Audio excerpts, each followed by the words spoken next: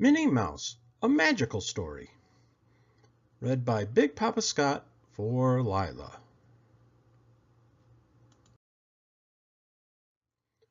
One spring day, Daisy Duck rang Minnie Mouse's doorbell. "Hi, Minnie," Daisy said. "I brought you some marigolds from my garden." "Daisy, you're a dear," said Minnie. "They'll look perfect with my daffodils." "Definitely," Daisy agreed. "Daffodils are my favorite flower." "Mine too," said Minnie.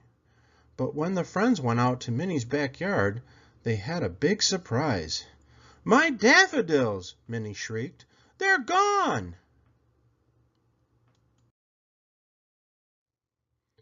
"What's happened?" Minnie cried. "They were here yesterday." "The stems are still here," Daisy pointed out. Minnie looked more closely. "You're right," she said. "But the flowers are missing. It looks like someone chopped them off with something sharp." "This is terrible," Daisy said. "It must be a flower thief." "What's this?" Daisy asked a moment later. She pulled a few strands of fuzzy white hair off a bush near the daffodil patch. "Is it a clue?" Minnie asked. "Maybe the flower thief left it." "Maybe," Daisy said. "Or maybe it's from Fluffy's bow."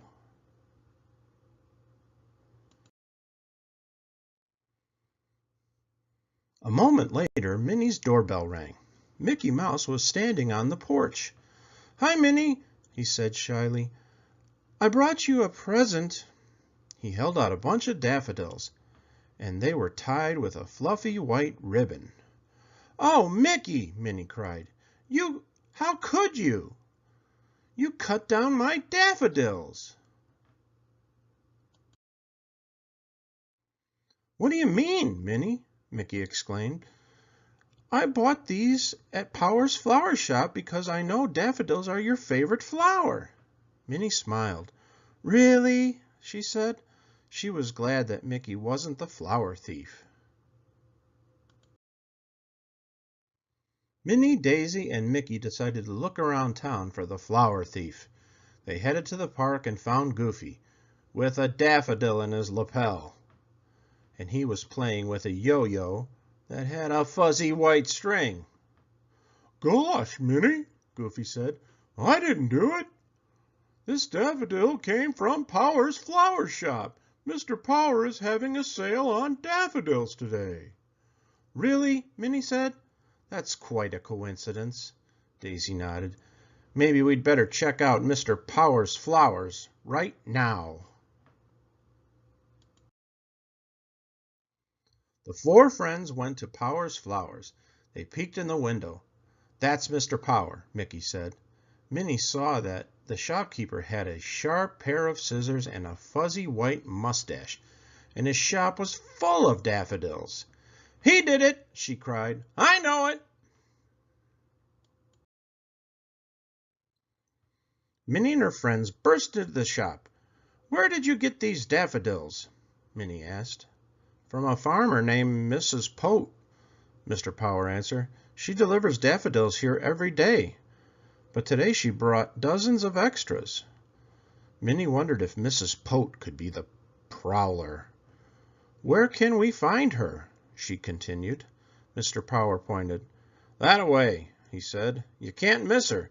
She has fuzzy white hair."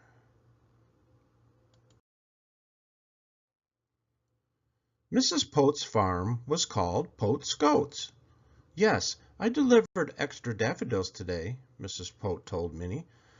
"My favorite goat, Flower, usually eats a lot of them as soon as they bloom, but today she didn't seem very hungry."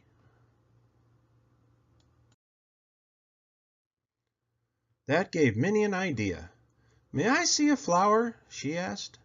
Mrs. Pote led the friends to a pen, but there was no goat inside. "Oh, dear!" Mrs. Pote cried. "She must have escaped." "Look, there's a hole in the fence," Mickey said, pointing. "Now what do we do?" Daisy exclaimed. "Not only are Minnie's daffodils gone, but so is Mrs. Pote's goat." Said Minnie, deep in thought. Maybe these two mysteries are connected. What do you mean, Minnie? Daisy asked. I just figured out who the flower prowler might be, Minnie explained. It's someone who really likes daffodils, someone who likes them even more than we do.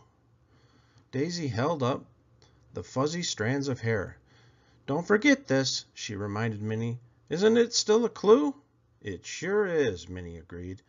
And so is this. She pointed towards a trail of footprints.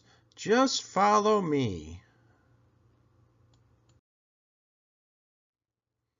Minnie and the others followed the footprints straight to Daisy's yard. There was Flower, happily munching away. See, Minnie said, I knew it. There's our flower thief. Now, if we could only train her to like weeds instead. The end.